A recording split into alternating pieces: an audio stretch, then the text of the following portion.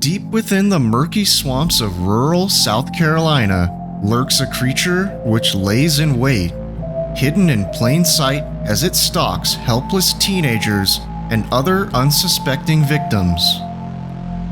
It is a creature which roams the earth alone. It is half man, half alien, and half lizard.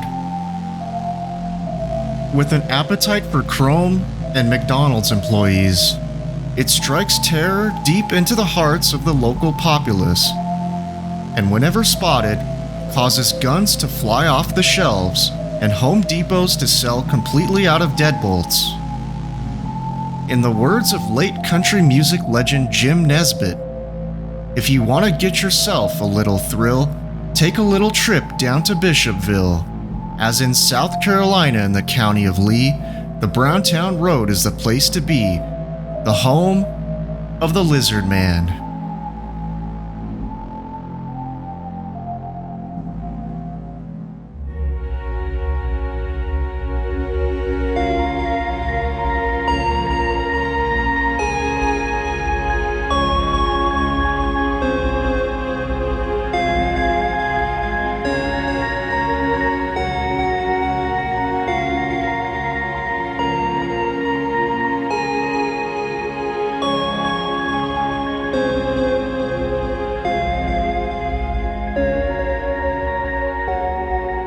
Welcome back to episode number 22 of Super Mystery Bros, the most shocking podcast on the net. My name is Nate, and with me again, as usual, is my co-host Kyle. And we welcome you back to a slightly more spooky episode than usual. Kyle, do we have any announcements to make? I don't personally, but I think you might have some announcements to make.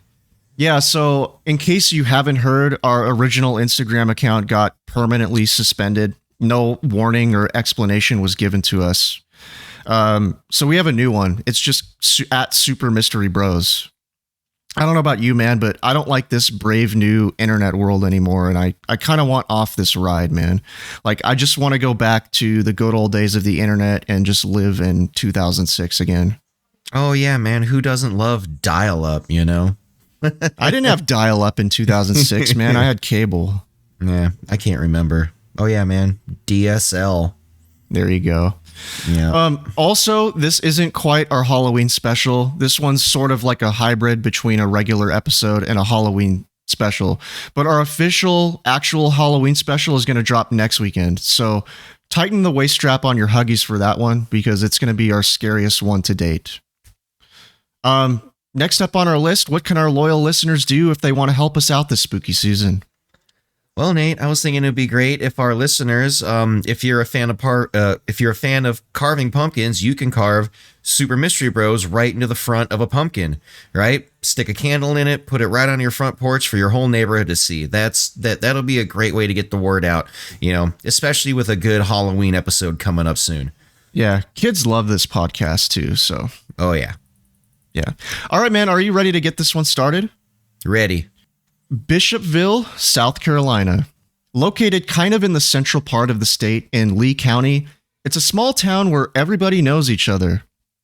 Although located in one of South Carolina's poorest counties, the local residents here pride themselves on being home to a World War I Medal of Honor recipient and the 1945 Heisman Trophy winner. However, what once was a place full of sunshiny streets and friendly, smiling faces would quickly turn into what can almost be described as a war zone. In the summer of the year of our Lord 1988, just a couple weeks before yours truly was born, a truly diabolical series of events would unfold that would leave gun shops completely gutted out and Home Depots all over the state of South Carolina completely sold out of deadbolts. The county was thrown into chaos as thousands of armed men and media descended into the area, hell-bent on ridding the town of a sinister force that had begun terrorizing local residents, leaving the folks who were old enough to remember the events completely traumatized, and the subsequent generations gripped by fear ever since, having never gotten the answers that they deserve. Until tonight. Mid-July, 1988. As the dog days of summer were in full swing in the deep south, and while kids were outside selling lemonade, playing baseball, and shooting at each other with BB guns, Sheriff Liston Truesdale, an old-fashioned... Truesdale, excuse me. Sheriff Liston Truesdale, an old-fashioned, small-town lawman, was out in the field investigating a report made by a couple regarding their 1985 Ford LTD having been chewed up or mauled just outside of their residence in Browntown, located to the southwest of Bishopville. The chrome trim on their unassuming family sedan had been completely peeled off, in addition to the wheel, having been torn off, with the entire mess being left in a pile on the ground.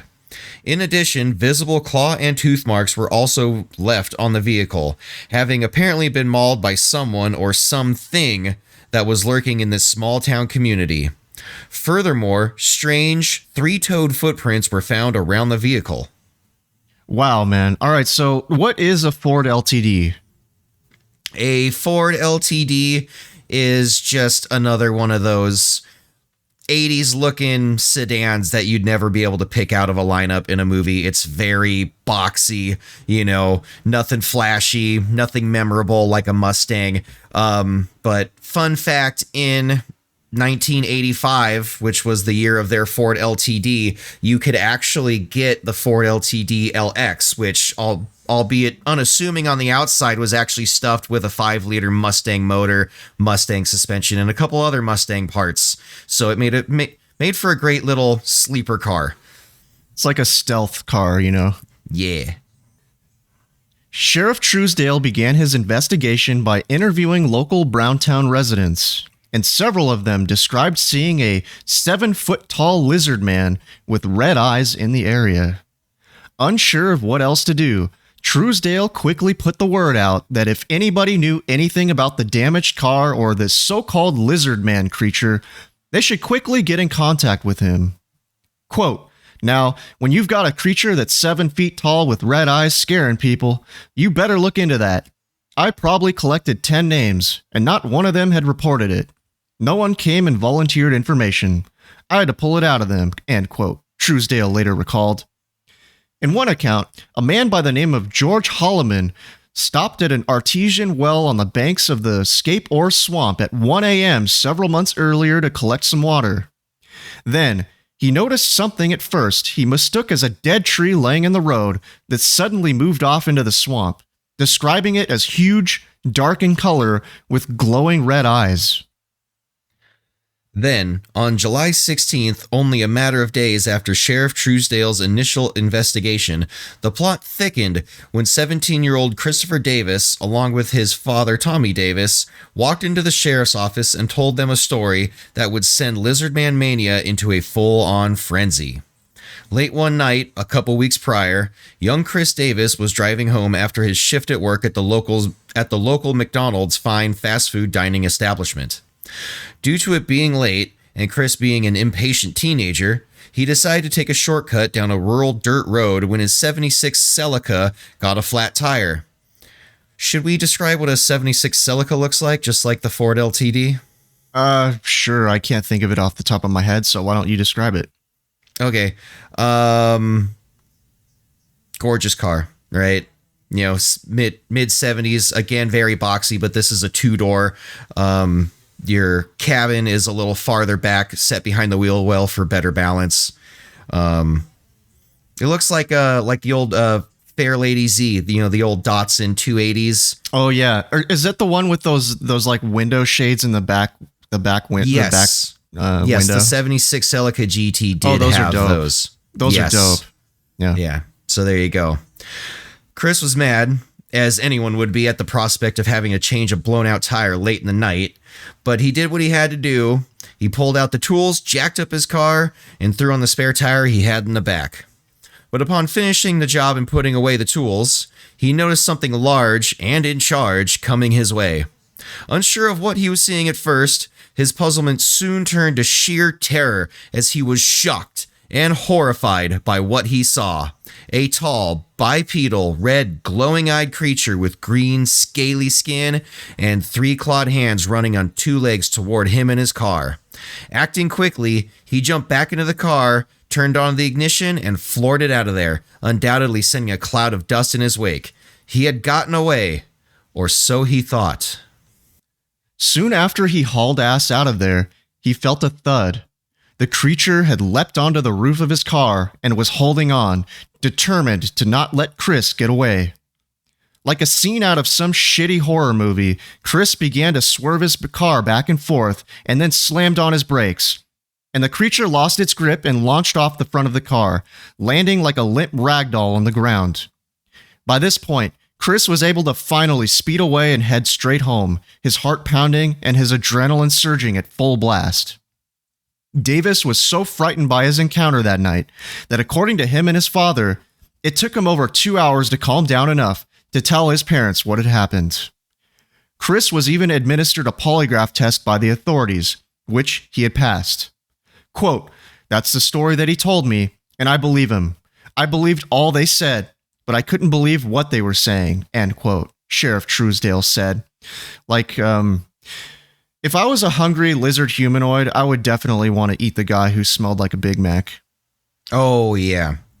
Yeah, I'm sure the smell of those fries would, drag in creatures from miles around.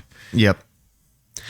Within 3 days of Chris Davis' report, the story was all over the news, and not just the local news. Reporters from national journalistic institutions such as Good Morning America, Time, and People magazine were calling the sheriff's office, and the story even went international, being plastered on the headlines of newspapers as far away as South Korea. Quote, "We were getting so many calls, we had to set up a separate office just to deal with the media," end quote, Sheriff Truesdale said. The entire area by this time was in a full-scale panic, as people were even going as far as covering all of the chrome on their vehicles with masking tape, as rumors had started to swirl that the lizard man was attracted to chrome. Just like fish are attracted to shiny objects. Yep. To add insult to injury, an estimated 50,000 outsiders had swarmed Lee County, which, for reference, was about double of the local population at the time. So just to explain the zeitgeist of the time, we'd like to read an article that was published on July 23rd, 1988, from the Washington Post, which was written by Michael Kernan. It begins as follows. "They still haven't caught the lizard man, the 7-foot scaly-backed green monster with red eyes that is half of South Carolina up in arms. The creature came out of a Lee County swamp outside of Bishopville and attacked a car, people say, and chased a guy all the way to Browntown. As of yesterday, at least 75 hunters with guns were parked outside the swamp, and more were expected this weekend. Quote, looked like a football game out there," said Sheriff Liston Truesdale. "They had a fire going and campers," end quote. Right now, the sheriff's main problem is the media, who have been calling him from all over the continent and demanding to be driven to the swamp. Furthermore, the owner of the Charlotte Hornets up in North Carolina wants to talk to the 7-footer about a job as a power forward. Quote, "If he's that big, I hope they don't shoot him," said George Shin. "Oh, I hope they save him," end quote. Sheriff's deputies are publicly doubting the report that Lizard Man stole a hood ornament from one couple's car. Experts contend that the scratches on the car were made by a red fox. Now there's a flaw right there. What would a red fox want with a hood ornament? He couldn't even begin to twist it off with his little paws. When Christopher Davis, aged 17, told about the 3-fingered lizard man who came after him when he was changing a tire near the swamp, state wildlife officials responded by reminding everyone that alligators are protected by law. Alligators? An alligator on 2 feet that can run from Bishopville to Browntown? This is clearly an obfuscation, and a clumsy obfuscation at that. Alligators do not have 3 fingers. First of all, the authorities should check out everybody who rented the creature from the Black Lagoon recently. If that doesn't turn up a suspect, then we know we have an authentic monster here. Derivative, but authentic. A monster with an eye for hood ornaments. What does that say to you? An upwardly mobile monster? But why would he attack a teenager changing a tire? Maybe he wanted to ride out of the swamp. But he did get out when he ran to Browntown. He could have stayed in Browntown and opened an auto supply store. No. This goes nowhere until you read that radio station WCOS in Columbia, 50 miles to the west. is offering $1 million for Lizard Man's capture. Holy shit. Here is conclusive evidence that the whole episode is an obfuscation, because for a lousy million, who would bother turning him in? All the lottery winners will tell you, $1 million just messes up your lifestyle and more often than not, leaves you in debt with your friends all mad at you. The point is this. Somebody wants Lizard Person, to stay out there in the swamp. Somebody wants those cars to get terrorized and people to get chased and hunters to churn up the underbrush with their campers. Because what else is there to do with all those news reporters and feature writers and editors and technicians and van drivers and balloon blowers and anchormen and foreign correspondents and eminescence? I don't know how to pronounce that, man. Do you? No, it looks like MCs, but in French. Well, I guess I should have learned how to pronounce that word before making myself look like a complete idiot. But anyway. Lesson learned. Eminences Greece, I don't know, French word, still simmering after Atlanta and the next convention 3 weeks away. We're going to Lee County, people. Call the Holiday Inn. End of article. That guy was fucking hilarious. It was a nice article, man. That's why I wanted to include it. Yeah, it's very, very personal article, right? This guy has no problem just putting out exactly what he's thinking and feeling at all times into this article. Yeah. It is great. Local merchants began to cash in on the craze, selling Lizard Man themed t-shirts and other crap, and tourism to the area began to increase exponentially. A local radio station began giving eyewitness accounts of the Lizard Man intensive coverage and even offered a $1 million bounty to anyone who could bring in the creature, dead or alive.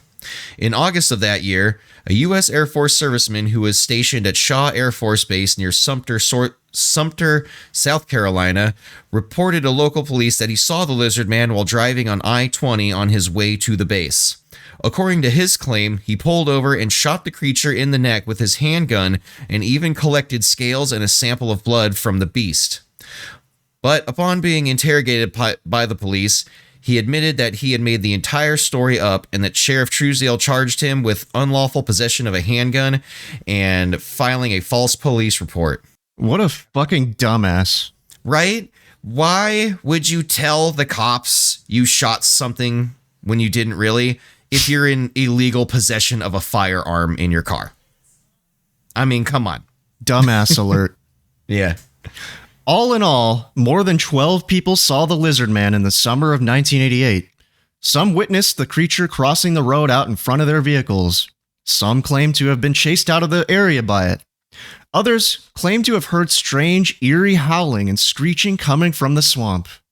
The police even found strange 14-inch long, three-toed footprints that were allegedly left by the monster, which were cast with plaster. Pictures of these casts can be found online, and they do look really fucking bizarre to me, but they don't look organic in a way. They look kind of boxy. If you look at them, they're almost look like they're carved out of wood to me, just me personally. They look really fucking weird. Did you happen to see those pictures? I did not see the pictures of the casts. Yeah, you're not missing much. Cool. In 2008, another couple living in the area reported very similar damage done to their vehicle while it was parked outside of their house one night. Bite marks were left on the wheel well, along with blood. However, DNA testing of the blood found that it belonged to a domestic dog, or at least that's what they want you to think. Actually, I can kind of back that up. One of our dogs chewed the wife's wheel well once when they were a puppy, you know, enough to leave a little bit of blood from their gums. So, yeah, that actually happens. Interesting. Tragically, on June 17th, 2009, Christopher Davis, the teenage McDonald's employee who had first reported his harrowing encounter with the Lizard Man back in 1988, was found shot to death in his home in an apparent drug-related incident. 19-year-old Lakeem Devar Butler of Camden turned himself in shortly afterward, while a second suspect, Anagori Santrell Slater, went on the run but was quickly captured by authorities. Both men were charged and convicted in his death. In 2015, the lizard man was once again spotted and filmed on an iPhone by a local resident named Sarah near Camden Highway in Bishopville. According to her account, she took the 20-second video while she was standing outside of her church. Still frames of the video went viral. All right, so what do you make of this, man? We're looking at a picture of a still frame from the video right now. What do you make of it? That is, it's pretty good for a Halloween costume, but pretty poor for someone trying to actually look like a lizard man. You know, I'm admiring those deltoid muscles, man. I wish I had those. Yeah, he's kind of walking with quite the swagger, it looks like, with like a twist in his hips, like he's king shit of Lizard Swamp. It's a really good costume, but yeah, I don't think that's the actual lizard man. I could be wrong, but it doesn't look like a real lizard man to me. I don't know, man. It almost looks like he has 4 toes. I can't tell. It's a little blurry down by his feet. Yeah. I think if this was a hoax, I think they should have taken the hoax video from further away because that's just too clear and it makes it obvious that it's not. I don't know, dude. It just looks like a piece of shit costume made out of rubber. Yeah. I think the tail's like a dead giveaway. You know, it's just dragging on the ground. Yeah. It's not, controlled by anything. And it also it looks like it's coming out of like the small of his back instead of out of like his tailbone where a tail would normally grow. Yeah. Just before the solar eclipse of August 2017, the South Carolina Emergency Management posted a tweet with a map which showed places where local residents were most likely to spot the lizard man due to the enhanced paranormal activity caused by the eclipse. Every summer, beginning in 2018, the so-called Friends of the Lizard Man Committee hosts the Lizard Man Stomp, a festival with live music, Lizard Man-themed merchandise, and of course, thousands of like-minded tourists who share their love for cryptid creatures. Much like the Mothman of Point Pleasant, the Lizard Man of Scape or Swamp has become somewhat of a mascot to the community. Real or not, it has helped drive much-needed tourism revenue into their relatively poor area and has put the town on the map as being the birthplace of such a legendary creature, up there with the likes of Bigfoot and the Fresno Nightcrawler. Some local residents embrace the legend and have integrated it into their own lives in different ways, through music, artwork, and oral tradition. Others scoff at the entire story and see it as a source of shame and embarrassment. Others are left with a more agnostic position on the matter, neither believing nor disbelieving. And either through curiosity, paranoia, or doubt, make the occasional glance over into the Scape or Swamp as they happen to be driving by, in the off chance that they may catch a glimpse of the 7-foot-tall lizard man. So, if you ever find yourself driving through Browntown, South Carolina, keep your eyes peeled and stay frosty. You never know what might leap out of the swamp and latch onto the hood of your car, shrieking a blood-curdling shriek. All right, man, so let's go over a few of the most common theories. So why don't you kick this one off by going over the first one? All right. Mass hysteria. One of the most common beliefs is that the legend of the lizard man originated from a small handful of people who either made the whole story up or wrongfully believed that they saw a humanoid lizard man stalking their community and sought to explain certain events like a teenager damaging his car through his own recklessness or vandalism in a way that absolved themselves from responsibility by blaming it all on something that could never be proven positively or negatively. From here, the story then snowballed into a monster of its own, irrespective of its actual authenticity. Entrepreneurs and merchants added fuel to the fire by marketing the lizard man by selling merchandise and driving much welcome tourism revenue into the community, offering little incentive to debunk any of the claims made. All right, second on our list of common theories is hoax. Others believe that all the stories were just a collection of hoaxes, which some accounts were proven to be. Skeptical inquirer Benjamin Radford listed some inconsistencies in Chris Davis's story and concluded that his account was unconvincing.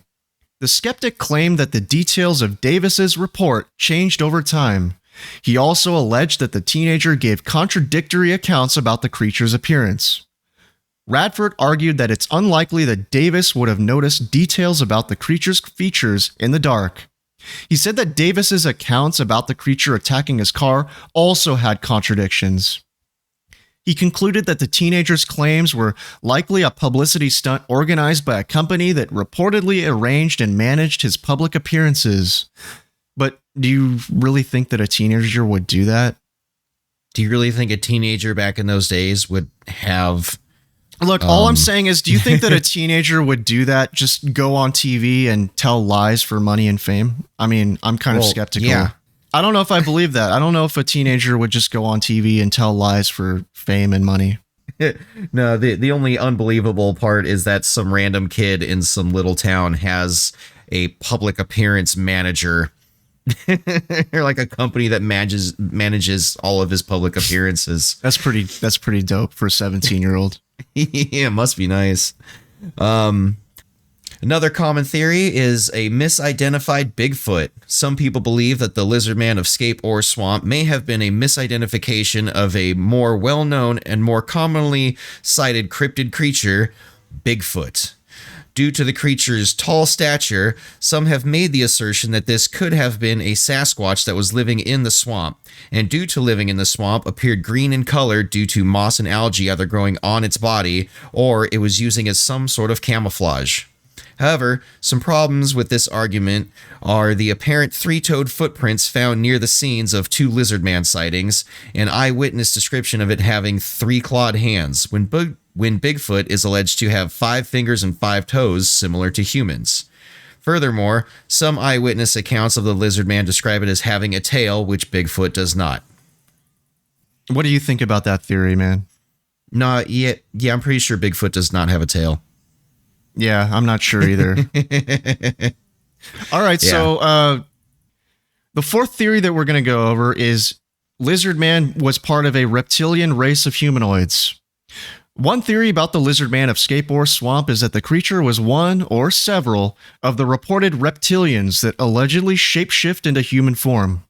According to reptilian conspiracy theorists such as David Icke, this race of highly malevolent reptilian alien beings rule every part of our society and are responsible for most, if not all, of the ills and highly tragic events that happen in our world.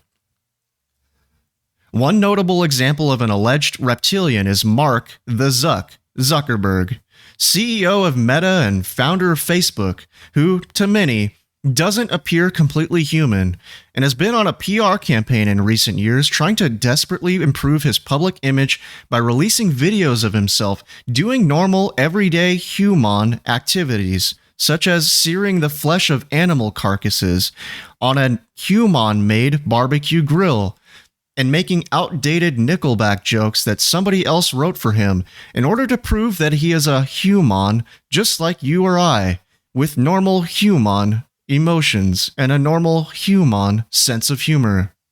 Could Mark Zuckerberg be the lizard man of Scape or Swamp? In 2016, during an hour-long online Q&A session, Zuckerberg was asked by one user, quote, "Mark, are the allegations true that you're secretly a lizard?" End quote. Visibly taken aback by the question, he nervously licked his lips with his forked tongue and blinked sideways before responding with, quote, "I'm going to have to go with no on that. I am not a lizard," end quote. But to be fair, that's exactly what a lizard man would want you to believe. All right, man, are you ready to try and solve this sumbitch once and for all? Ready. Let's take it away. Do you want to start? I want to know what you think about all this. Well, I think a lot of this is hilarious. I do think Zuckerberg is not human, but I don't think he's a lizard man. You know? Okay, fair enough. Yeah.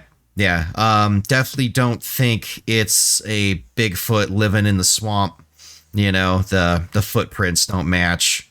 Right. Hoax, probably. But yeah, just like the Mothman, you know, someone saw something and it kind of spread like wildfire. And before they could get to the truth, they saw all this tourism revenue coming into their little area. And they were like, yeah, fuck it. He's real. Let's just go with that. So you just think that if the media didn't blow up on it, they would have just maybe solved it, been more likely to just dismiss it. But since it blew up into this huge story, they just all collectively, whether consciously or not, decided to just go along with it because it increased tourism revenue and all that. Yeah. Yeah, who knows? Maybe there's just some knucklehead out there in a lizard costume that jumped on top of Chris Davis's car to scare the shit out of him, and not thinking that there'd be any sort of like, I don't know, dude. In South Carolina, attention. If you jump onto somebody's car in a lizard costume, you'd get your ass shot. You'd get ventilated like in 3 seconds. Well, apparently that didn't happen to old Lizard Man. I guess you gotta pick your targets. Who would take that risk, man? I don't know if I buy that. I don't know either, but it's not like Lizard Man jumped onto the hood of, a 1980s Ford with a blatant gun rack in the back window. He jumped on, the roof of a 76 Celica with a teenager changing the tire. So I think that was kind of a safe bet that, a kid's first response wouldn't be just to start pumping holes through the roof of his car. Ah, man. I don't know. If I was going to pull a hoax like that, I don't think I would just do it to some random guy. You don't know what that guy's packing. This is true. Well, and you're in South Carolina in the 1980s. Yeah. Yeah. That's a surefire way to get your ass shot. Yeah. Well, maybe they were in on it. Maybe Chris Davis had a friend, or maybe he made the whole thing up. Well, I mean, like, if you had a friend that was in on it, why would they have to perform this stunt in the first place if it's all just going to be his word anyway? This is true. Yeah. You have any other thoughts about this one? Not really. I don't think that any of these theories really hold a lot of water, aside from that, the mass hysteria or hoax. Either way, one of those two things led to big tourism revenue, and they just left it at that, Right on. Yeah, so I've got two theories on this one that I'm not sure which one is more likely of the two. So what I'm going to do, I'm just going to go over both of them because for me it's kind of neck and neck and I can't really decide. So the first one that I've got, I think that this Lizard Man story was some sort of hoax or misidentification that was reported to Sheriff Truesdale when he went around looking for answers about that damaged car that he was investigating. And then from there, the story really took off once Chris Davis told his account about being ambushed by the Lizard Man, when he was changing his tire that one night. Yeah. But then, when it comes to Chris Davis in particular, I think he might have been doing something he shouldn't have been doing that night. Like maybe he was off-roading in his car when his parents told him not to do that shit. And then he had to come up with a good explanation as to why he got one of his tires blown out and scrapes all over his vehicle. So, he just lied to his parents about encountering the Lizard Man and thinking that that would be that. But, they believed him and they made him go down to the sheriff's office to report the encounter. So, this little fuck up that he did, which he then covered up with a lie, made the story kind of spiral out of control into this huge fucking news story. And, at that point, there's no going back and coming clean about it because, them good old boys would be out for his blood if they found out that he just kind of bamboozled all of them. So yeah, I think he just kept his mouth shut in the years following that. And then people started believing in this harmless legend and, the area began raking in more money for tourism and that sort of thing. Makes sense? I like that theory because that's, seems like something a teenager would do is totally lie, but they also said do you think a teenager would lie like that though? I think a teenager would lie about anything. I don't know, man. I'm skeptical. Yeah. Well, I'll tell you this. I'm skeptical because the sheriff said that this kid took a polygraph test and passed. Well, yeah, exactly. But polygraph tests are not admissible in court and they're notoriously unreliable. So anytime someone passes a polygraph test, I'm just like, so fucking what? It doesn't mean anything. It just means that someone can lie like a psychopath. But anyway, the second theory that I've got is that this was Mark Zuckerberg. Allegedly. I want to make that very clear. Allegedly Mark Zuckerberg. Like, I think that he might have been out in that swamp back in 88. And back before he was collecting data electronically to learn more about what it means to be a human, he had to lurk in the swamp and take notes from far away.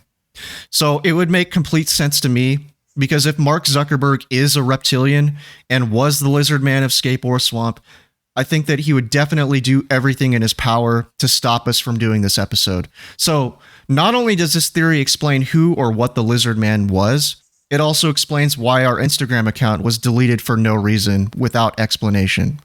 Like, I think that he just did not want us getting too close to the truth, and he definitely did not want our listeners to hear about it either. Allegedly. It's a very solid theory, you know. Although when was Mark Zuckerberg born? Would he have been 83 or 84? Allegedly. Yeah, allegedly. Yeah. Cause if he really is a lizard man or a reptilian, there's no telling how old he could be, you know. Yeah, exactly. Do you have anything else you want to go over when it comes to this mystery? I don't think so. All right, man. Do you have any apologies, shout outs, or clarifications to make today? I want to give a quick shout out to a local San Diego band, Toxins. I'm friends with one of the band members. They have just released their very first full-length album called Existential Dread. They have also released a music video to go along with it. A local homebrewer has made a beer collaboration with them, and rumor has it they're going to have their own hot sauce coming out soon. So if you're a fan of good music, hop on Spotify or Apple Music, whatever you listen to. Go check out the Toxins' new album, Existential Dread. What genre is that? Is that death metal? It's not death metal. It's more like a punk, screamo, emo kind of genre. Okay, well, right on. If you're into that, go check that out. So today I'd like to just give an apology to Mark Zuckerberg, because please don't ban our Instagram account again for no reason. I, for one, welcome you as our new reptilian overlord. Allegedly. All right, man, I think it's time to get out of here. Like sands through the hourglass, so too are the minutes of our podcast. But don't fret, dear listener. We'll be back again to breathe new life into an old mystery next time. Remember, folks, the truth is out there, somewhere in the ether. And through our powers combined, we'll solve that sumbitch once and for all. This is Super Mystery Bros.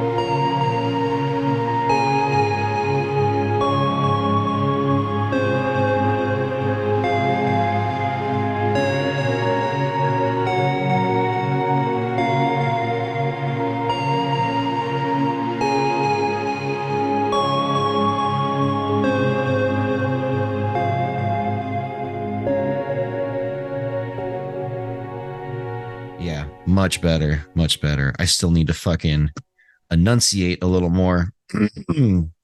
Get my fucking voice going. Try to ignore this fucking stinging pain in my fucking rib cage. Yeah, I took quite the fucking shot there, dude. Like, as soon as that guy hit me, he like bounced off and like looked at me and was like, "You good?" And I'm like, "Yeah." And I just fucking walked away, and I went to the bar and I got a cup of water and I just like reset myself. I'm like, okay, now I'm good. Fuck. Yeah. But we left and I was like, yeah, that's going to hurt in the morning. It feels like it black and blue mark. That's for sure. Yeah. Where does it hurt? Oh, pretty much right around the big bloody spot right here. Was that from something? That was from Kung Pao. I might have butchered the quote, but where well, I haven't where does it hurt? So long. He's like, where does it hurt? Oh, pretty much around the big bloody spot. It's fucking awesome. Underrated movie.